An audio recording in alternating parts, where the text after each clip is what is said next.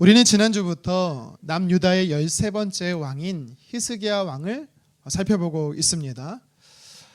우리가 히스기야 왕을 좀 이해하기 위해서는요, 그의 통치 연도를 좀 알아야 합니다. 열왕기하 18장 2장에 보면 그가 총 29년 동안 남유다 나라를 다스렸다라고 이야기를 하는데요, 성경은 이 29년 전체를 언급하고 있지는 않고요, 주목해서 설명하고 있는 연도가 있습니다. 우리는 그것을 기억해야 해요. 왠지 아십니까? 그때에 발생한 사건, 내용이 중요하기 때문이죠. 여러분들의 이해를 돕기 위해서 제가 정리한 도표를 하나 보여드리도록 하겠습니다. 이것은요, 성경이 기록하고 있는 히스기야 왕 통치 기간에 언급된 연도와 그 내용을 정리한 것입니다. 먼저 열왕기하 18장 2장에 보면 1년차 원년 때에 이스라엘 남유다 땅에 히스기야 왕이 되면서 이때 그가 행했던 게 있어요. 뭐냐면 종교개혁을 단행했죠.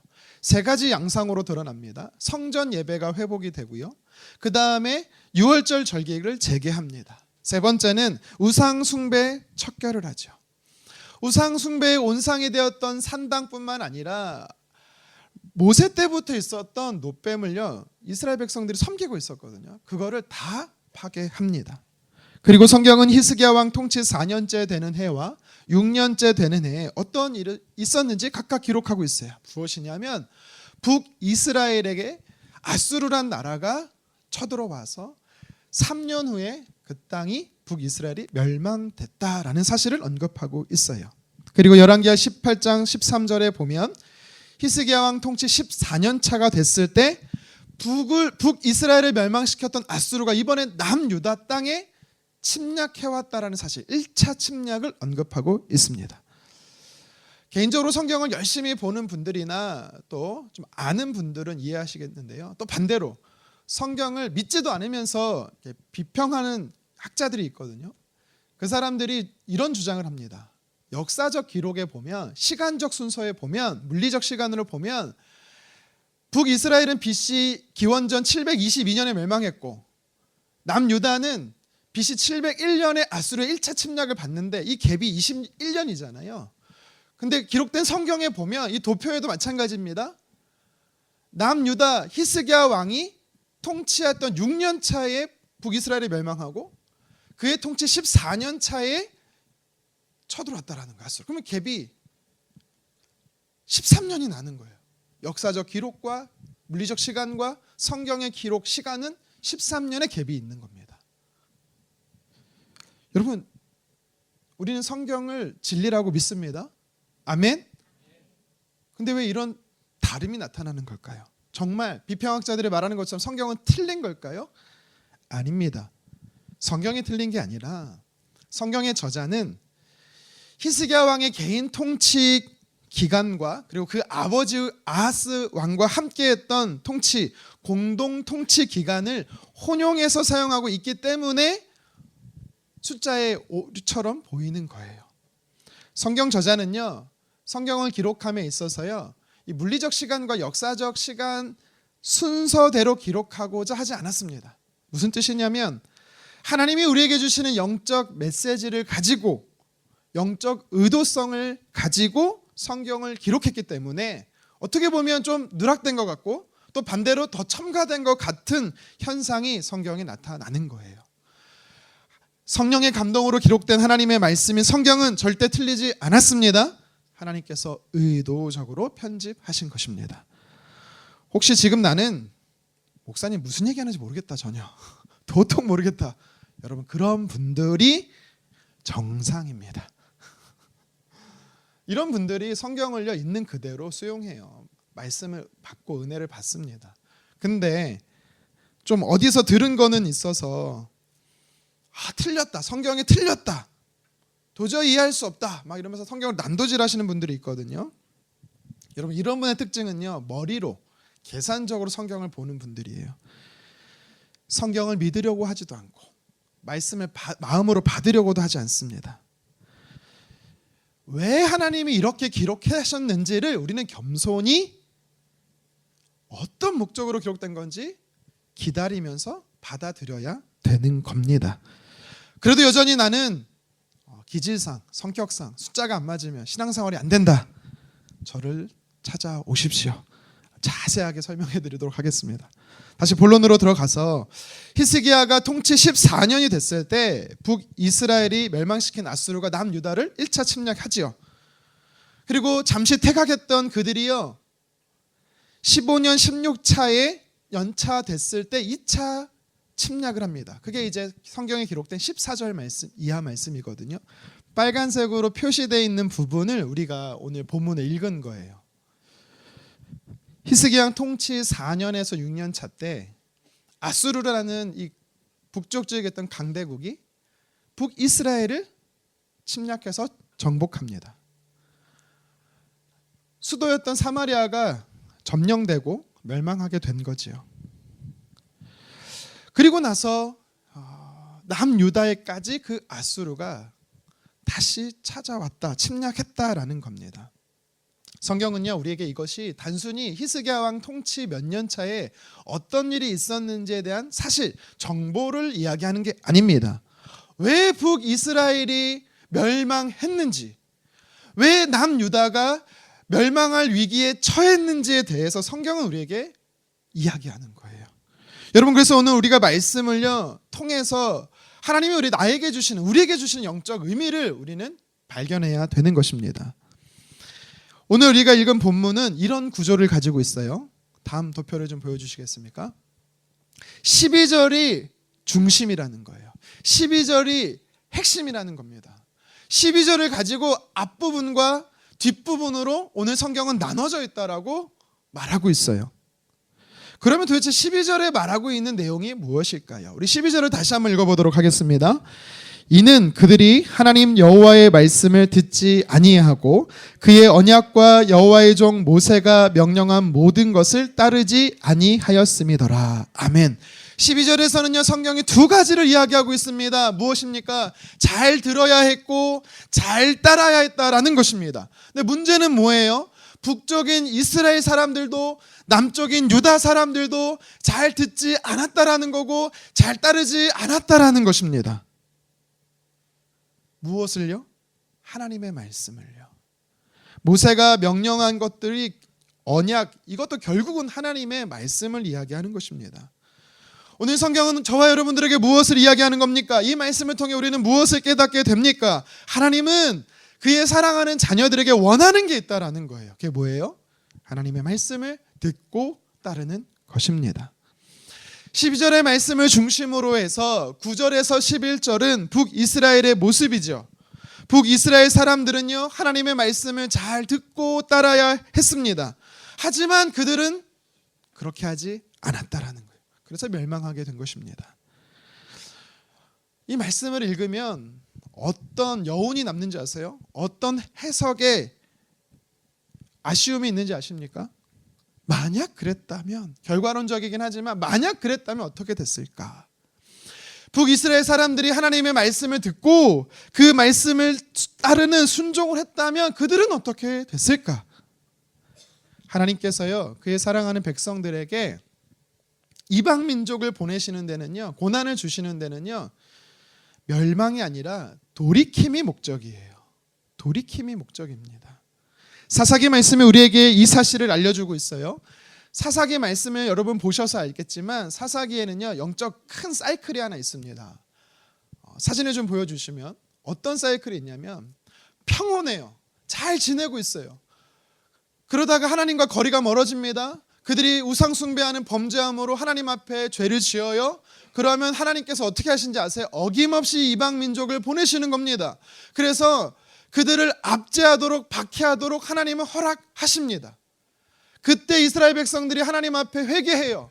하나님의 말씀을 듣고 다시 하나님의 말씀에 따릅니다. 돌이키는 거예요. 그러면 하나님은요 사사라는 사람을 세워서 다시 이스라엘 백성들을 그들에게서 건져냅니다. 다시 평안이 찾아오는 거예요. 이런 영적 사이클이 사사기에만 무려 7번이 등장합니다. 여러분, 이런 영적 사이클, 영적 원리가 사사기 시대만 통용됐던 것이 아니라 당시 북이스라엘의 사람들에게도 적용되는 거예요. 하나님의 말씀을 들어야 했고 들려지는 그 말씀에 따라서 그들이 순종하며 돌이켰다라면 하나님의 신적 개입이 반드시 있습니다. 그래서 그들은요, 멸망이 아니라 회복을 경험했을 겁니다. 아수르를 퇴각시켰을 뿐만 아니라 큰 승리를 북이스라엘이 경험하게 됐을 거예요. 하나님께 돌이킬 시간이 부족했을까요? 아니요, 시간은 충분했어요. 오늘 성경 9절 상반절 말씀을 같이 한번 읽어보도록 하겠습니다. 히스기야 왕 제4년, 아수르 북이스라엘에 아수르가 침략한 시기를 이야기하는 거예요. 남유다의 히스기야 왕 4년 차 때 침략이 시작됐고 결국 멸망하기까지 얼마의 시간이 걸렸습니까? 우리 이어서 10절 상반절도 읽겠습니다.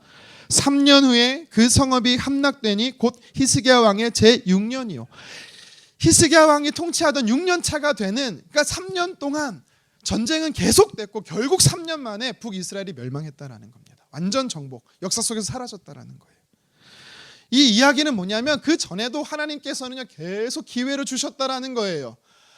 하나님은 이 아수르라는 회초리를 드셔서 그들이 돌이키기를 또 3년을 하나님은 기다리셨다라는 거예요. 단순히 3년 걸렸다, 전쟁이 3년 만에 끝났다를 성경이 이야기하는 게 아니라 하나님은 오래 기다리셨고 오래 참으셨고 심지어 3년 더 기다려 주셨다라는 것을 이야기하는 겁니다. 제가 어릴 때 부모님께 혼날 때가 간혹 있습니다. 아주 간혹 있는데 회초리로 혼나는 거죠. 이제 지금은 좀 다를 수 있겠지만 저 어릴 때만 하더라도 이제 회초리로 맞았어요, 다리를. 그러면 처음 한두 대 맞잖아요. 아픈 거예요. 그럼 제가 하는 행동이 있습니다. 어떻게 할게요?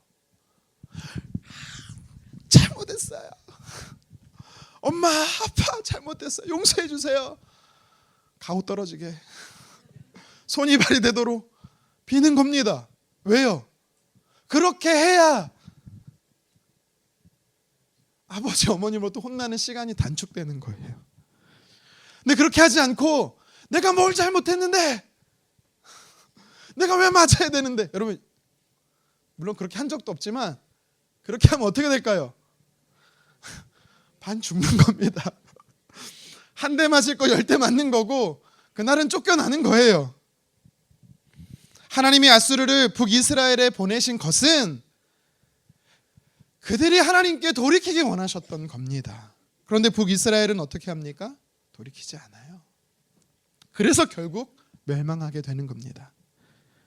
이제 12절의 말씀을 가지고 13절 이하의 말씀을 살펴봤으면 좋겠어요. 남유다의 상황입니다. 성경은 뭐라고 말하고 있습니까? 북이스라엘은 하나님의 말씀을 듣고 따르지 않음으로 멸망했고 이제 남유다는 어떻냐라고 성경이 이야기하는 거예요. 우리 13절 같이 한번 읽어볼까요? 히스기야 왕 제14년에 아수르의 왕 사네립이 올라와서 유다 모든 견고한 성읍들을 쳐서 점령하매. 아멘. 남유다의 아수르 1차 침략 역시도 그들이 하나님의 말씀을 듣고 따르지 않았다라는 겁니다. 히스기야 인물을 가지고 시리즈 설교로 이제 지난주부터 시작하면서 지난주에는요 하나님을 의지하지 않음으로 인해 이러한 징계가 왔다고 제가 말씀을 드렸습니다. 히스기야 왕 통치 당시에 이 고관들, 정치 지도자들이 많이 있었는데요. 그들은 애굽을 의지했어요. 하나님이 아니라 다른 대안을 가지고 있었습니다. 하나님은요 히스기야 왕 때 하나님은 이사야 선지자를 보내셔서 애굽을 의지하지 말라고 계속해서 말씀하셨거든요. 그럼에도 불구하고 그들은요 애굽을 의지하는 겁니다. 비록 히스기야 왕 본인은 자신만큼은 끝까지 하나님을 의지했을지는 몰라도 결국은 어떻게 합니까? 주변 사람들의 강한 압박에 못 이겨서 애굽과 동맹을 하지요. 부분적인 의지를 합니다. 그러니까 절충한, 타협한, 하나님을 의지하는데 그것을 원치 않으신다라는 거예요. 하나님을 의지할 때는 그 사람은요 철저하게 하나님만 의지하기를 원하십니다. 다른 대안이 필요 없어요. 절충과 타협을 주님 원치 않으신다라는 겁니다. 전적으로 온전히 하나님만 의지하기를 원하십니다. 이게 지난주에 말씀드렸던 거예요. 열왕기하 18장 5절의 말씀을 기준으로 여러분께 말씀드렸던 겁니다. 오늘 성경은요 12절의 기준으로 두 번째 그 이유를 말씀하고 있어요. 저와 여러분들에게 주는 영적 메시지입니다. 무엇입니까? 하나님의 사람들은 삶에서 하나님의 일하심을 보기 위해서는 하나님의 말씀을 듣고 따라야 한다라는 사실입니다. 여러분들은 여러분들의 삶 속에서 하나님의 일하심을 경험하기를 원하십니까? 그렇다면 하나님의 말씀을 듣고 따르시기를 주님의 이름으로 축원합니다. 듣는다, 따른다, 여러분 이거는요 각각 별개의 다른 것이 아니에요. 이것은 연속적으로 동반되는 하나의 동작입니다. 들었기에 따라야 되는 거고 따르기 위해 들어야 되는 것입니다. 하나님께서 선지자 이사야를 보내셨어요. 히스기야 왕 아버지 때는요 아하스 왕 때는 뭐라고 하나님께서 이사야를 통해 말씀하십니까? 아수르를 의지하지 말라고, 아수르를 끊어내라고 수차례 말씀하셨어요. 근데 그들은요 따르지 않습니다. 남유다도 똑같습니다. 만약 하나님 말씀대로 순종했다면 그들의 결과는 어떻게 됐을까요? 14절 같이 비굴한 패배, 부끄러움은 결코 당하지 않았을 것입니다. 그리고 패배가 아니라 하나님의 일하심의 큰 승리를 그들도 경험했을 것입니다. 우리가 하나님의 말씀을 듣고 따를 때 반드시 유념해야 될 게 있습니다. 성경은요 두 가지에 대해서 이야기를 하세요. 첫 번째가 뭐냐면 마음이 어려울 수 있다라는 거예요. 마음이 어려울 수 있다. 우리가 하나님 말씀에 순종하고 듣고 따르는 데 있어서 순종함에 있어서 마음이 불편할 수 있다라고 분명히 이야기를 하고 있어요. 그게 무슨 말이냐면 하나님의 말씀을 듣고 따를 때 내 감정의 상태보다 하나님의 말씀이 더 앞서야 된다라는 것입니다. 순종하는 것이 더 중요하다라는 거예요. 성경은 하나님의 말씀을 듣고 따름으로 기적을 경험한 사람이 많다라고 소개하고 있어요. 그 중에 열왕기하 5장에 보면 나아만 사람을 여러분께 소개하고 싶은데요. 그는 아람의 군대 장관이었습니다. 아람 나라의 서열 두 번째 권위자였어요. 권력자였습니다. 그는 또 큰 용사였기 때문에 명예도 있었습니다. 따라오는 재물도 많았어요. 모든 것을 소유했습니다. 그런데 한 가지가 없었어요. 그게 뭔지 아십니까? 건강이에요. 그는 나병 환자였습니다. 모든 것을 가져도 사실 건강을 잃어버리면 소용이 없는 거죠. 나병 환자였던 나아만에게는요 북이스라엘에서 잡혀온 한 노예, 소녀가 있었습니다. 그 소녀를 통해 나아만은 북이스라엘 선지자 엘리사라는 사람을 알게 됐어요. 엘리사 앞에만 서면 병고침을 받는다라는 거예요. 아닐 수도 있고 어쩌면 그럴 가능성이 있다가 아니라 모호한 말이 아니라 반신반의가 아니라 확실하다라는 겁니다. 반드시 고침받는다라는 거예요. 그래서 나아만은요 큰 결단을 합니다. 적국인 북이스라엘에 찾아가는 거예요. 엘리사 선지자 앞에 가는 겁니다. 성경에 보니까 엘리사 집 앞까지, 문 앞까지 찾아갔다라고 이야기를 합니다. 그런데 이 정도 열심이면 얼굴은 예의상 비출 만한도 한데 엘리사 선지자는요 만나주지 않습니다. 그저 사환을 통해서 전달만 해요. 요단강에 몸을 씻으면 7번 씻으면 낫게 될 것이다 라고 말만 전달합니다. 엘리사의 말은 곧 하나님의 말씀이죠. 엘리사를 통해서 하나님의 말씀이 전달된 겁니다. 그러면 나아만은 어떻게 해야 돼요? 말씀을 들었으니까 따르면 되는 겁니다. 순종하면 기적을 경험하는 겁니다. 그런데 나아만이 어떻게 합니까? 몹시 화를 내며 돌아가죠. 엘리사 선지자를 찾아가기 전에 성경에 보니까 나아만은요 북이스라엘의 왕을 먼저 만났다라고 성경은 이야기합니다. 이게 무슨 뜻인지 아십니까? 나아만의 북이스라엘의 방문은 개인적 방문이 아니라 국빈 방문이었다라는 거예요. 아무리 선지자라고 해도 자신을 문전박대한 것은 개인 나아만에 대한 무시한 처사이며 국가적 결례입니다. 그래서 나아만은 굉장히 불쾌한 상태로 돌아갑니다. 그러면서 생각하는 거죠. 전쟁을 계획하는 것입니다. 그런데 성경에 보잖아요. 나아만의 수족들이 나아만을 설득합니다. 선지자가 더 큰 것을 요구했어도 당신은 순종하려고 하지 않았습니까? 내키지는 않지만 못 이기는 척 한번 해보십시오. 나만의 마음이 움직이는 겁니다. 마지못해 나아만은 요단강에 가서 몸을 7번 씻어요. 그러자 성경이 뭐라고 말씀합니까? 열왕기하 5장 14절 하반절 함께 읽겠습니다. 요단강에 7번 몸을 잠그니 그의 살이 어린아이의 살같이 회복되어 깨끗하게 되었더라. 아멘. 나아만의 병이 치유됐다라는 겁니다. 나를 환영해주지 않았어. 대접해주지 않았어. 기분이 너무 상했어요. 마음이 불편했습니다. 작고 더러운 저 요단강에서 몸을 씻으라고? 무슨 그런다고 기적이 일어나겠어? 선한 것이 있겠어? 나아만은요 온전히 믿지도 않았어요. 그런데 자신에게 들려진 하나님의 말씀을 듣고 따랐더니, 즉 순종했더니 정말 나병이 고쳐지는 기적이 그에게 일어난 겁니다. 여러분, 이 나아만이라는 인물을 통해 우리가 무엇을 깨달을 수 있습니까?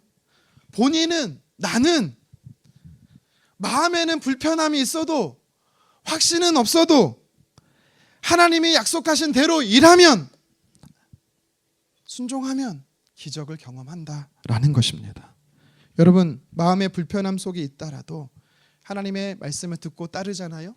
그러면 하나님은 약속하신 대로 여러분의 삶 속에 일하실 것입니다.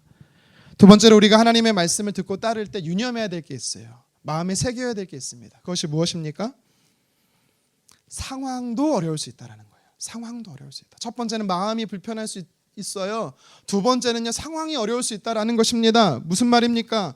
말씀이 들려줬고 말씀을 따라야 함에도 불구하고 내 주변의 상황들이 풀리지 않아요. 열리지 않습니다. 꽉 막혀 있을 수 있다라는 것입니다. 이때도 우리는 어떻게 해야 돼요? 하나님의 말씀을 듣고 따라야 한다라는 겁니다. 신약 성경에 보면 주의 말씀을 듣고 따랐더니 기적을 경험한 사람이 나와요. 대표적으로 누굽니까? 베드로가 그렇습니다. 누가복음 5장에 보면 하루는 예수님이 베드로의 배에 오르세요. 예수님이 배에 딱 타시니까 봤더니 물고기가 한 마리도 없는 거예요. 그러면서 예수님이 베드로에게 말합니다. 깊은 데로 가서 그물을 내려봐. 고기를 잡아봐. 사실 예수님은요, 공생애 전에 나사렛이라는 지역에서 사셨지요. 그리고 목수로서 직업을 가지고 계셨습니다. 한번 사진을 보시겠습니까? 나사렛이라는 지역이 어디냐면 이 갈릴리 호수, 갈릴리 바다를 중심으로 남서쪽으로 직선거리 25km 떨어져 있어요. 뭐 지금처럼 길이 잘 닦여 있지 않았기 때문에 뭐 교통수단이 있었겠습니까? 그냥 걸어 다니는 거죠. 그래서 25km, 30km는요 하루 이상 걸어가야만 갈 수 있는 거리입니다. 그러니까 나사렛에서 갈릴리 바다까지는요 멀지 않은 것 같지만 쉽게 갈 수 없는, 자주 갈 수 없는 지역이라는 거죠. 갈릴리 지역에서 배를 만드는 일이라면 모를까, 고기 잡는 일에 대해서 예수님이 언급하십니다. 베드로가 어떤 사람이죠? 갈릴리 바다에서 평생 조업하던 사람이죠. 고기잡이의 잔뼈가 굵은 사람입니다. 언제 어디서 물고기를 잡아야 하는지 물때와 포인트를 누구보다 잘 아는 사람이 베드로입니다. 그런데 어부도 아니고 다른 지역에서 온 사람이 고기를 잡아보라고 이야기하니 가뜩이나 그날 잡은 물고기가 한 마리도 없는데, 허탕친 날인데 이런 말을 들으면요 마음이 상하는 겁니다. 마음이 불편한 거예요. 또 성경은 예수님이 배에 오르셔서 베드로에게 말한 그때 베드로가 어떤 상황이었는지 성경은요 우리에게 설명해 주고 있습니다. 두 가지를 이야기하는데요. 하나는 베드로가 배에 나와서 그물을 씻고 있었다라고 이야기를 합니다. 우리 한번 누가복음 5장 2절 하반절 함께 읽겠습니다. 어부들은 배에서 나와서 그물을 씻는지라. 아멘. 어부들은요 조업이 다 끝나면 반드시 하는 작업이 한 가지 있습니다. 그것이 뭐냐면 그물을 씻는 거예요. 오늘 조업을 다 마치고 내일 조업을 위해서 미리 준비하는 겁니다. 그러면서 이 그물에 손상된 부분이 있는지 찾아요. 확인합니다. 혹여라도 찢어진 부분이 있으면 수선까지 해야 되는 겁니다. 그리고 또 성경이 베드로에 대해서 상황에 대해 정보를 한 가지 더 줘요. 무엇이냐면 베드로는 너무 지쳐 있었다라는 거예요. 우리 누가복음 5장 5절 상반절 함께 읽겠습니다. 시몬이 대답하여 이르되 선생님, 우리들이 밤이 새도록 수고하였으되 잡은 것이 없지만은. 아멘. 베드로가 밤이 새도록 물고기를 잡았다라고 이야기를 합니다. 어떤 물고기를 잡는지는 모르겠지만 그가 일하는 조업 시간이요 저녁부터 밤이 새도록, 날 새도록 한다라는 거죠. 그리고 수고하다라는 이 헬라어 단어를 찾아보니까요 무슨 뜻이냐면 한 번도 쉬지 않고 몸이 지칠 정도로 고되게 일하다라는 뜻입니다. 이 코피아오라는 단어거든요. 쉬지 않고 한 번도 쉬지 않고 일했다라는 거예요. 그러니까 얼마나 힘들겠습니까? 잠 한숨 자지 못했으니 몸이 지쳐 있는 겁니다. 가뜩이나 피곤한데 물고기 한 마리 못 잡았어요. 이제는 다 정리했습니다. 퇴근해서 집에 가면 되는 거예요. 그런데 낯선 사람이 오더니 하는 말이 또 물고기를 잡으라는 겁니다. 여러분, 아무리 예수님이어도 이런 상태에서 여러분에게 찾아와서 일하라고 하면 여러분 일하시겠습니까? 네. 저는 안 합니다. 못하는 거죠. 상황적으로 불가능하고 힘들잖아요. 그런데 베드로는 어떻습니까? 현실적으로 순응하기 어려운, 순종하기 어려운 상황임에도 불구하고 예수님께 이렇게 말합니다. 우리 누가복음 5장 5절 하반절 함께 읽겠습니다. 말씀에 의지하여 내가 그물을 내리리이다 하고 아멘. 왜 그랬을까요? 예수님의 말과 행동을 보면 비범한 인물임을 깨달았을까요? 아니면 이전에 예수님이 어떤 분이신지에 대해서 이미 베드로는 예수님에 대해 알고 있었던 걸까요? 물론 두 가지 다 맞습니다. 그가 예수님의 말씀을 듣고 따랐더니 어떤 일이 일어납니까? 누가복음 5장 6절 함께 읽겠습니다. 그렇게 하니 고기를 잡은 것이 심히 많아 그물이 찢어지는지라. 아멘. 예수님의 말씀을 듣고 따랐더니 순종했더니 한 마리도 잡지 못했던 그가 아마 한평생 어부로서 한 번도 경험해보지 못한 일을 그날 기적 같은 일을 경험한 거죠. 여러분, 우리가 하나님의 말씀을 듣고 따를 때는요, 내 마음이 불편해도 상황이 열리지 않아도 여러분 우리는 듣고 따라야 되는 것입니다. 이런 핑계 저런 핑계 대지 마십시오. 이래서 못했다 저래서 못했다라는 것은 하나님께 용납이 안 되는 겁니다. 나하만처럼 상황이 어려워도 마음이 불편해도 베드로처럼 상황이 힘들어도 하나님의 말씀을 듣고 따르잖아요. 그러면 그 사람에게는 기적이 반드시 일어납니다. 왜요? 하나님이 그렇게 일하시겠다라고 약속하셨기 때문입니다. 저의 삶에도 하나님의 말씀을 듣고 따랐더니 순종했더니 놀라운 일을 경험했던 사실 한 가지만 좀 소개하고 싶습니다. 제가 꼭 누누이 말씀드리지만 모든 분들이 저의 간증을 못 들은 분이 없을 때까지 또 한다. 이미 들으셨던 분들 양해해 주시기 바랍니다. 선교훈련을 8개월 동안 받는 중에 5개월은 강의를 듣고 합숙해서 강의를 듣고 3개월은 아우리치 현장 실습을 합니다.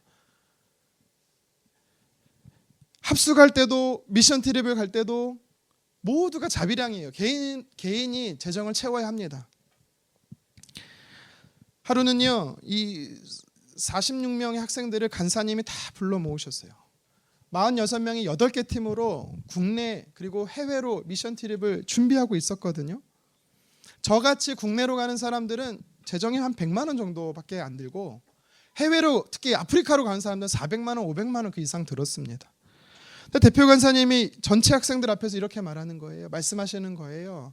간사님들이 먼저 기도하고 결정한 거라고 합니다. 하나님 주신 마음이래요. 뭐냐면 우리는 공동체 아닙니까? 우리는 주 안에서 공동체 아닙니까? 함께 재정을 쌓읍시다 그러는 거예요. 이게 무슨 말인지 아십니까? 쉽게 말하면 저같이 국내로 가는 사람은 비용이 얼마 들지 않으니까 해외로 가는 비싸게 돈 내고 가는 사람들은 돈을 저보고 책임지라는 거예요. 여러분, 이게 무슨 황당한 시츄에이션입니까? 여러분, 이번 여름에 우리 교회에서 태국으로 17명이 갑니다. 여러분, 비록 안 가더라도 우리는 공동체 아닙니까? 2천만 원 이상 들거든요. 여러분이 책임져 주십시오. 이런 반응일 줄 알았어요.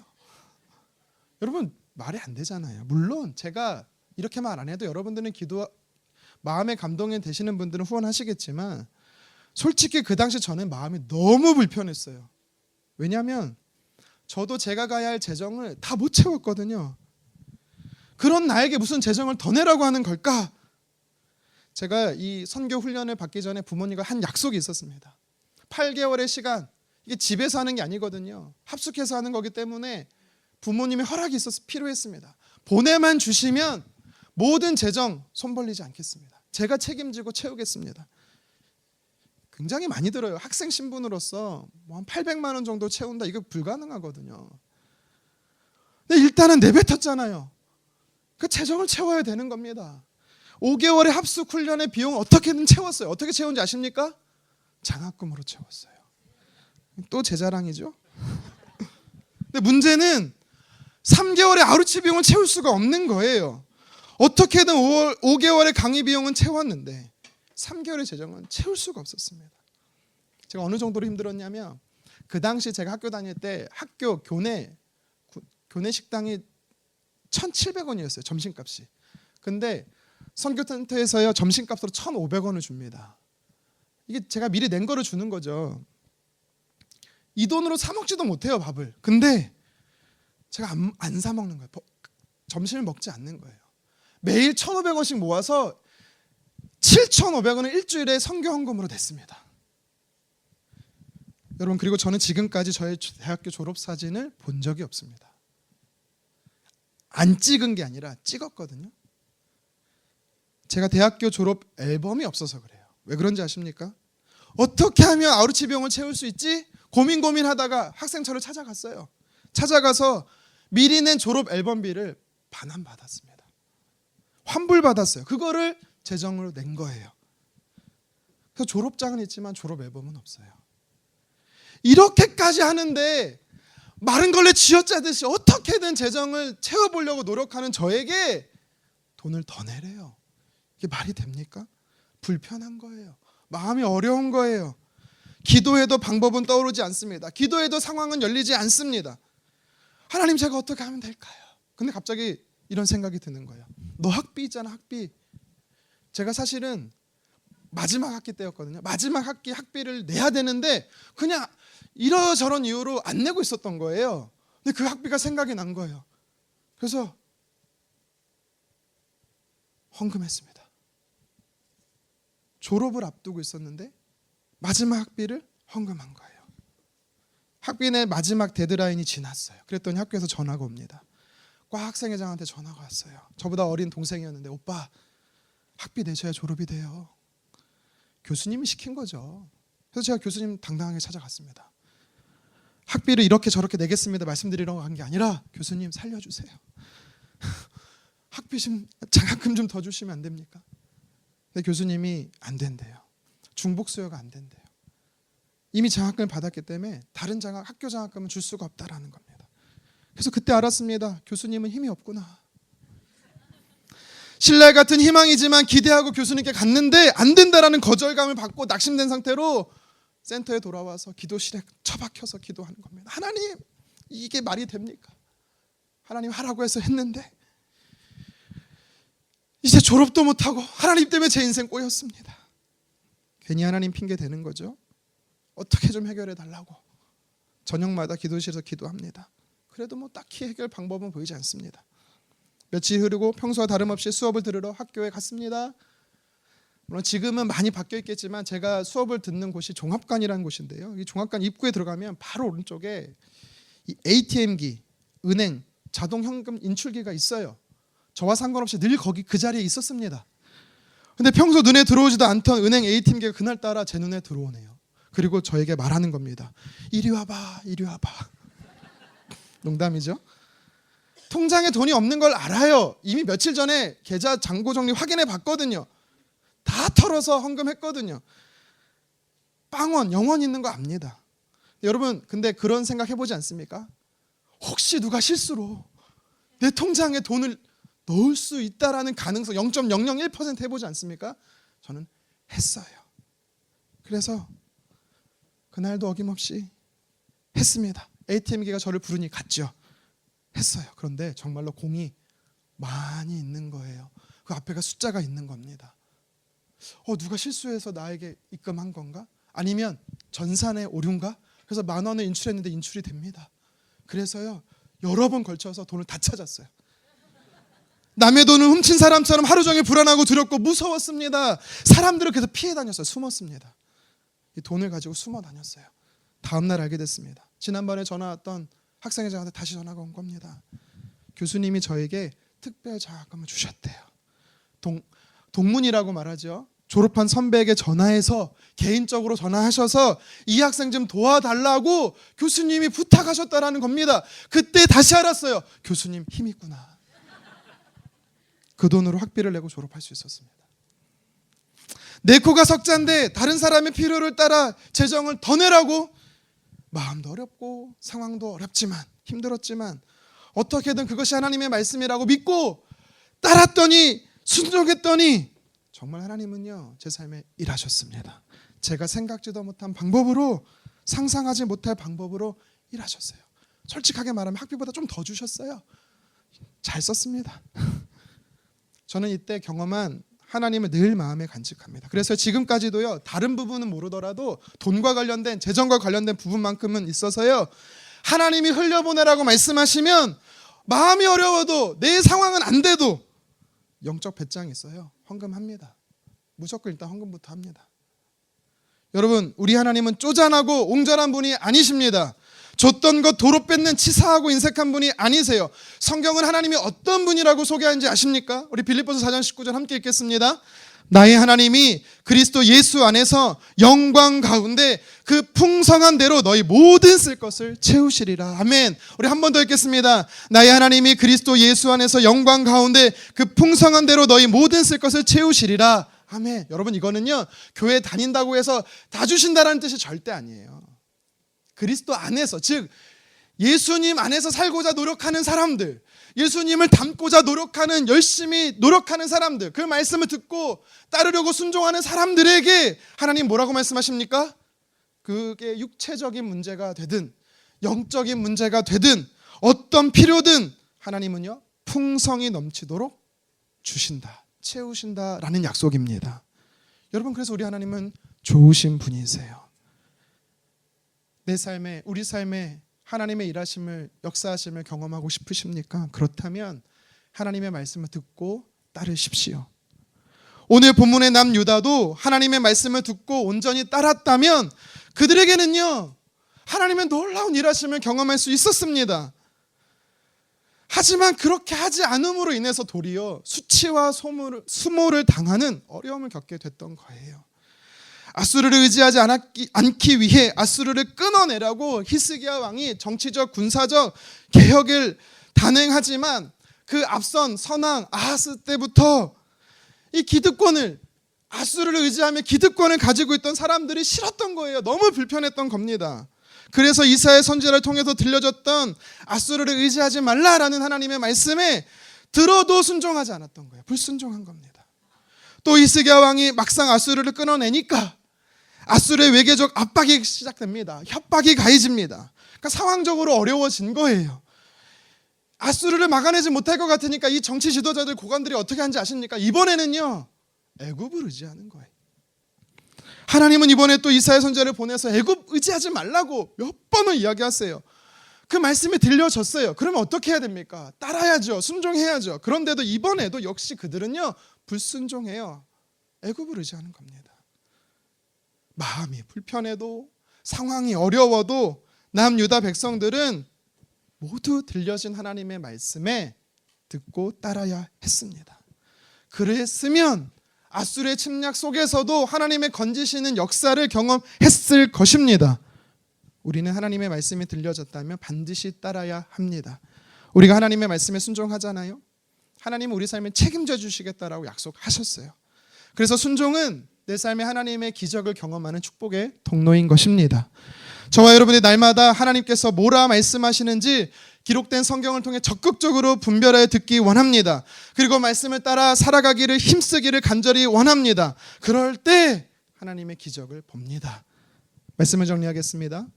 우리 하나님은 인격적인 분이세요. 여러분, 인격적이다라는 게 무슨 뜻이죠? 강압적으로, 강제적으로 하시는 분이 아니라는 겁니다. 내가 무엇을 선택하는지 내 결정을 존중해 주실 뿐만 아니라 기다려 주시는 분이시다라는 거예요. 하나님의 뜻이 없어서 그러실까요? 아니요. 로마서 12장 2절 하반절을 보세요. 하나님의 선하시고 기뻐하시고 온전한 뜻이 있대요. 그것을 분별하라라고 분명히 말씀합니다. 기록된 성경을 통해 우리는 하나님의 음성을 잘 들어야 합니다. 여러분, 잘 듣는다라는 건 잘 분별한다라는 거예요. 성경을 읽었다고 해서 내 마음에 든 생각이 다 하나님의 생각이라고 하나님의 생각이라고 판단하면 그럼 교만이고 착각입니다. 여러분, 우리는요 여전히 죄성이 있는 몸을 지니고 있기 때문에 늘 우리 마음에 세 가지 음성이 있어요. 내 육신의 생각이 있고요, 원수 사탄이 주는 음성이 있어요. 그리고 하나님의 뜻이 있는 겁니다. 그래서 잘 듣는다라는 것은 잘 분별해야 한다라는 것입니다. 우리가 하나님의 말씀을 잘 듣고 분별을 통해서 따르잖아요. 순종하잖아요. 하나님이 약속하신 대로 우리 삶에 반드시 일하십니다. 내가 상상할 수 없는 그 이상의 방법으로 하나님 일하십니다. 사랑하는 성도 여러분, 하나님의 말씀을 따르고 듣고 따르는 거 쉽지 않습니다. 내 마음이 불편할 수 있어요. 어려울 수 있어요. 상황이 막힐 수 있어요. 힘들 수 있어요. 그런데도 오늘 성경은요 그 말씀을 듣고 따르라는 것입니다. 만약 여러분의 마음 안에서요 계속적으로 말씀이 요동치잖아요. 말씀이 나로 하여금 순종의 자리로 나아가라고 계속해서 떠밀잖아요. 여러분, 그거는요 하나님이 여러분의 삶에 일하고 계신 거예요. 여러분의 삶을 통해서 하나님이 기적과 같은 놀라운 일을 행하시기 위해서 듣고 따르라고 권면하고 계시는 겁니다. 우리가 주저하지 않기 원합니다. 말씀이 인도하는 곳으로 나아가기를 원합니다. 그러잖아요. 그럼 내가 경험해 보지 못한 영적 세상이 열립니다. 하나님의 일하심을 보게 됩니다. 듣고 따름으로 날마다 하나님의 일하심을 경험하는 저와 여러분 되기를 주님의 이름으로 축원합니다.